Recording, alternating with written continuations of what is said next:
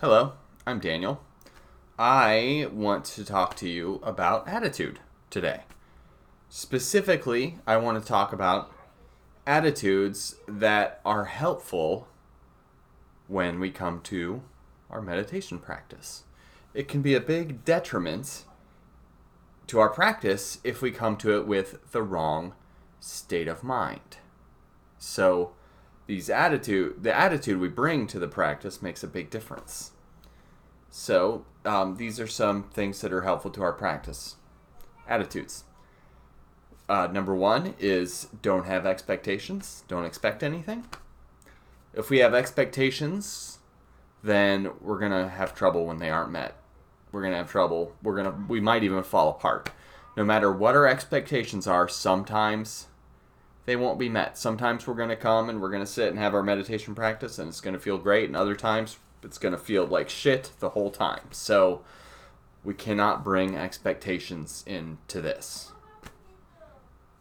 Two, don't strain too hard. So some people come into meditation like this, and we have to kind of relax into the practice. We have to come into it with a passive attitude, because that's another, that's going to feed expectations. If we strive aggressively, like we might do other tasks, then we're going to have a tough time. We're going to beat ourselves up. We're going to struggle. We're going to hate it.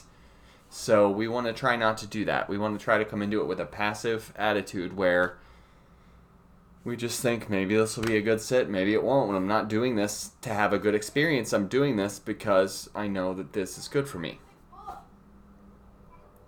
Our effort should be relaxed and steady.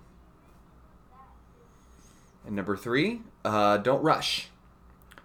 We have to be patient with this practice. We cannot put too much in at once. We cannot rush through it. There's nothing we can do. This is a process. We're trying to sort of strengthen certain neural pathways in our brains, and that's not something we can rush. It's going to go at whatever pace it goes. I like to compare it to working out, because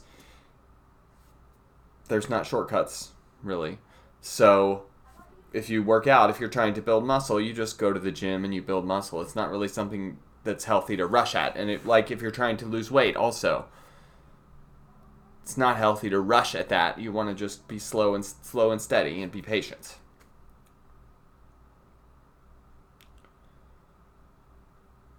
Number four is we don't want to cling to or reject anything. So we want to really try to let thoughts come and go, let feelings come and go, rather than just getting into a trap where we're like, oh, I had another thought, no, or why am I thinking about that right now in my meditation, right? We want to just learn how to have a state of mind where we want to set our intention to let thoughts and feelings come and go, because the truth is, they come and go. They come and they go. And that goes into number five, which is let go. Learn to flow with whatever is going on. Learn to just be comfortable with it. Sometimes we'll be meditating and stuff we really don't want to think about is going to pop into our heads, and we're going to be like, where'd that come from, right? And we have to learn to flow with that. And number six, accept everything. We have to accept our feelings, even the ones we really wish weren't there. We have to accept our thoughts, even the ones we really wish were not there. And then lastly, seventh on my list of helpful attitudes is view struggles as challenges. View struggles as view struggles as opportunities. That's a better way to put it. View struggles as opportunities. View problems as opportunities. So when you're in the meditation room and you're trying to practice diligently, and there's a car down the street you hear that's really loud, or the air conditioning kicks on, or someone around you is coughing and sneezing, or whatever, right?